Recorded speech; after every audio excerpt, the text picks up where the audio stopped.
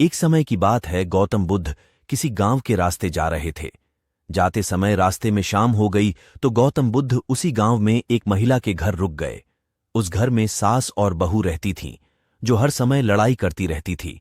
उसके बाद एक दिन शाम को बहू ने गौतम बुद्ध की काफी आवभागत की। गौतम बुद्ध बहू की सेवा से काफी प्रसन्न हुए। एक दिन मौका देखकर बहू ने गौतम बुद्ध से निवेदन किया कि वह उसको कोई ऐसा उपाय बताए कि उसकी सांस की बोलती बंद हो जाए। बहू के निवेदन करने पर गौतम बुद्ध ने कागज पर एक मंत्र लिखकर उसको दे दिया और कहा कि जब भी तुम्हारी सांस तुमको बुरा भला बोले, तुम इस मंत्र को कागज पर लिखना और अपने दांतों के बीच दबा लेना। दूसरे दिन जब सास ने बहू के साथ झगड़ा किया और उसको अपशब्द कहे तो बहू ने गौतम बुद्ध के कहे अनुसार ही किया और मंत्र को कागज पर लिखकर अपने दांतों के बीच दबा लिया। इस स्थिति में बहू सास को कोई जवाब नहीं दे पाई। यह सिलसिला लगातार 2-3 दिनों तक चलता रहा। एक दिन सास ने बड़े प्रेम से बहू से कहा कि अब मैं तुमसे कभी नहीं लड़ाई करूंगी, क्योंकि अब तुमने मेरी गाली के जवाब में गाली देना बंद कर दिया है।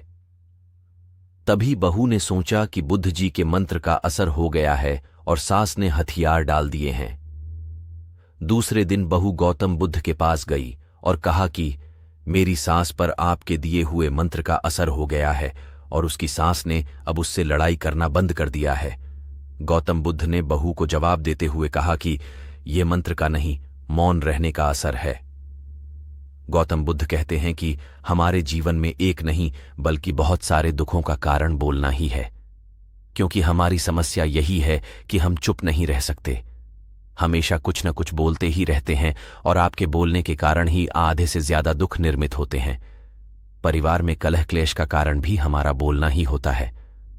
उसके बाद गौतम बुद्ध कहते हैं कि आपको जितनी भूख लगती है उतना भोजन खाते हैं, जितनी जरूरत उतना कार्य करते हैं, लेकिन क्या आपने इस बारे में कभी सोचा है कि आप कितना बोलते हैं? क्या आप उतना ही बोलते हैं जितनी आवश्यकता है या अनावश्यक ही सारे दिन बोलते हैं? इस बारे में कभी अकेले बैठकर जरूर सोचिए कि आज आपने दिन भर में कितना बोला, क्या बोला और सबसे जरूर कि क्यों बोला। इनमें से कितनी बातें जरूरी थीं और कितनी अनावश्यक। तो हम बस यही कहना चाहते हैं कि अगर आपको ये कहानी पसंद आई हो तो वीडियो को लाइक करें और हमसे जुड़ने के लिए चैनल को सब्सक्राइब कर लें। धन्यवाद।